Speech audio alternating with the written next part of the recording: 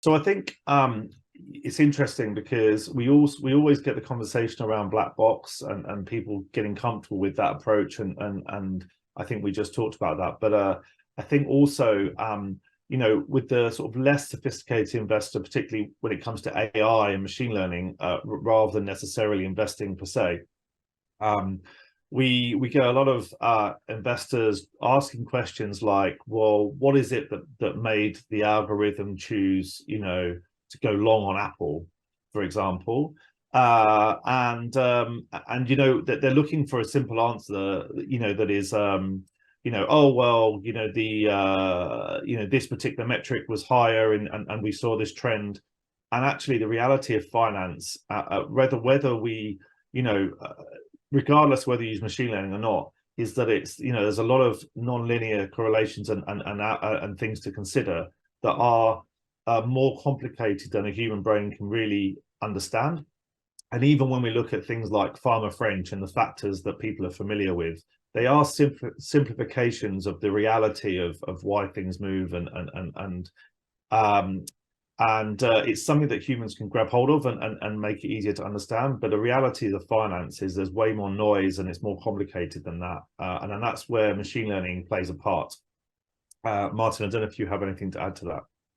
Yeah, maybe on that last point, I think you covered a little bit the less sophisticated investors with questions like, how do I interpret the signals and so on. The more sophisticated investors who actually understand statistical analysis or machine learning even, they will usually down to the core challenge of using these tools in finance, which is really dealing with the signal to noise ratio. And so overfitting, so like the practice of fitting to historical patterns, but not being able to generalize well, is sort of like the biggest challenge for us in that field. And so they would like to have clear explanations of how we deal with these challenges and how we sort of like measure overfitting, what we do to generalize the models, walk that fine line between underfitting and overfitting the models. And I think those are obviously extremely important aspects that, really we as researchers deal with on a daily basis.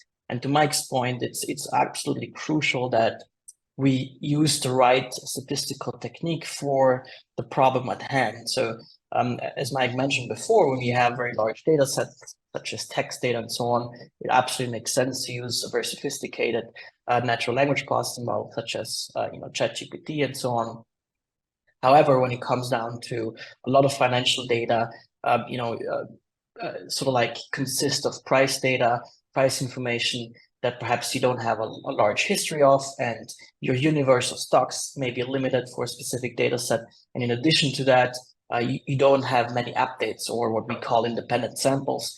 And so you end up with actually relatively small data sets very often, and you have to choose an appropriate algorithm. Very often the answer is not deep learning, but more on the side of like using simplistic classical machine learning techniques, even such as linear regression or regularized linear regression and so forth.